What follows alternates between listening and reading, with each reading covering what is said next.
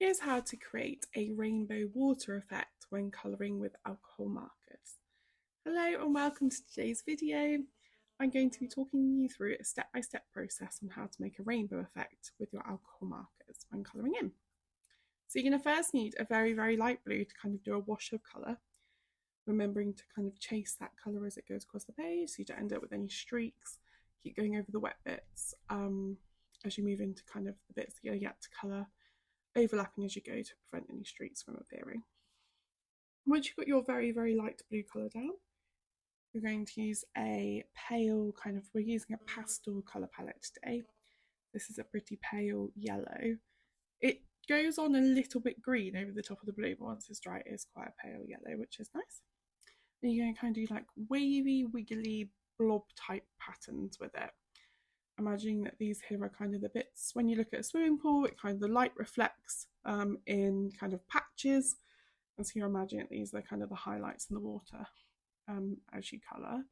Now we're going to do the exact same thing but with the pink. So again, drawing those lines, making them into little blob shapes, making them irregular and different kind of shapes so that it looks like water, because it obviously isn't perfect as it's kind of natural. And the same for the pale purple and the pale green that we're also going to do as well. Now once you've done that, you're going to go in, then I went in with a slightly darker blue just to add a bit more dimension, a bit more depth to my kind of colouring, because I felt like the rainbow was actually quite bright at this point, even though I used pastel colours. So I've used a slightly darker blue to go over again and create the same kind of pattern. And then using my original pale blue pen, I'm now going in and drawing kind of patches, little blobs over the top of my pre-existing colouring, just add a bit more dimension and depth to the water. Okay, now you're going to get out. You will need I've used a Posca white 0.7 pen for this, like an acrylic pen.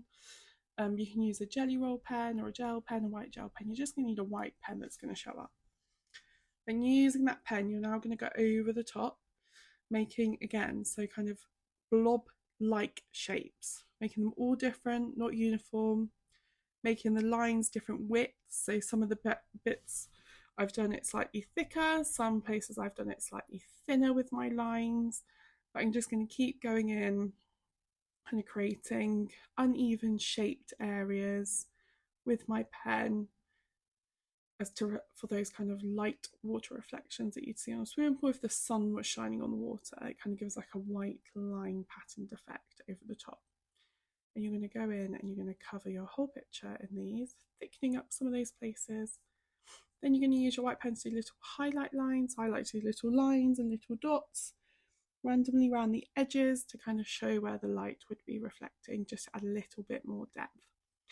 And there you have it. There is your rainbow swimming pool texture inspired kind of pattern for you to use in your colouring pictures moving forwards. Hope you've enjoyed this video. Let me know in the comments if you'll be using this one. And there you go, voila, all done.